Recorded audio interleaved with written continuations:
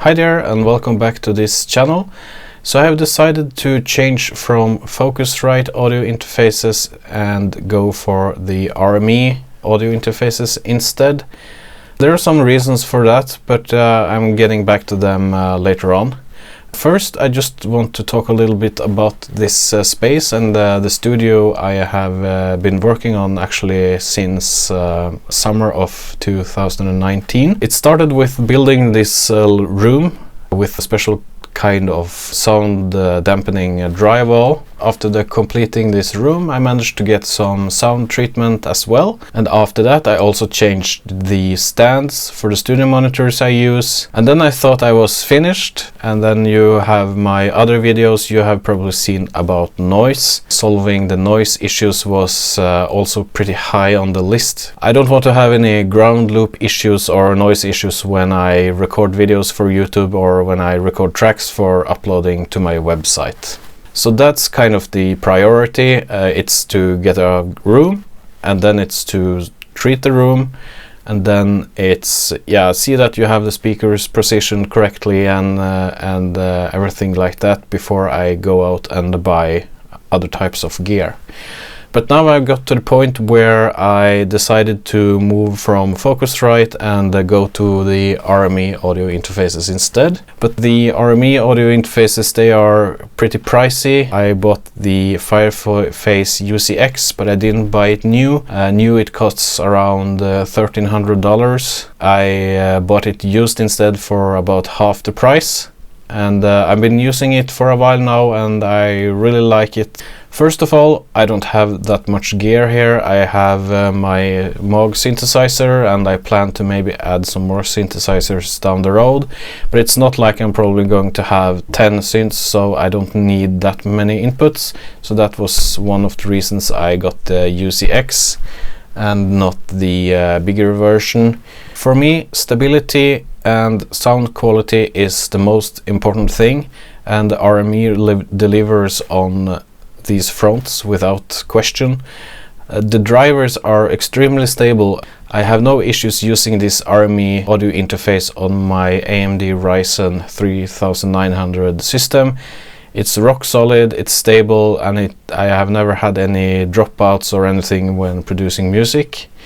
With the Scarlett audio interface, I occasionally, maybe once a month, it just drops out. This doesn't happen with the RME Fireface interface, at least not yet. So in that regards of the stability, I think it seems like it works pretty good.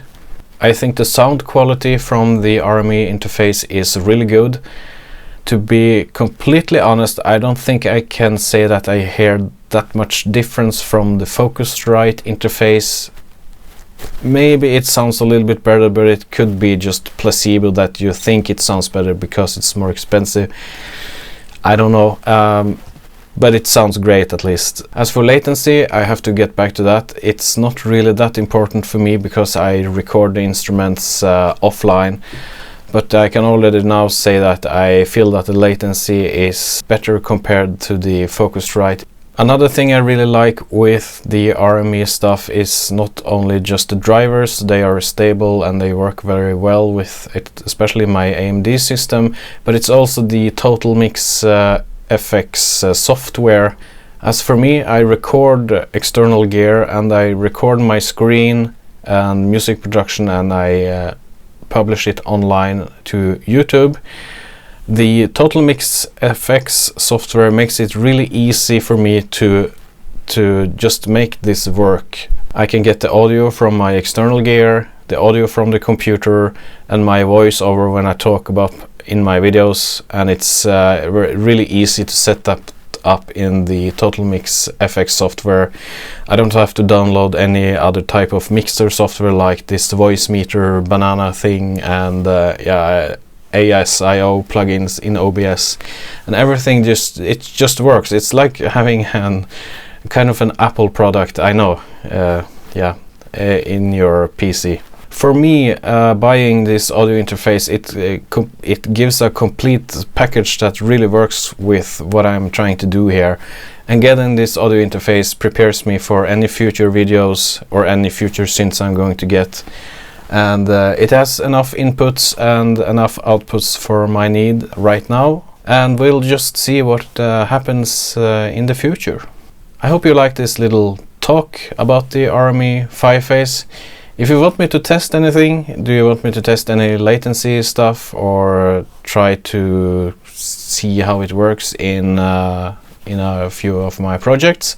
I actually have a project or another video planned after this one. I'm going to show off a new track I'm working on, and in this video you will hear how the recording from the Moog is and everything from the audio interface here.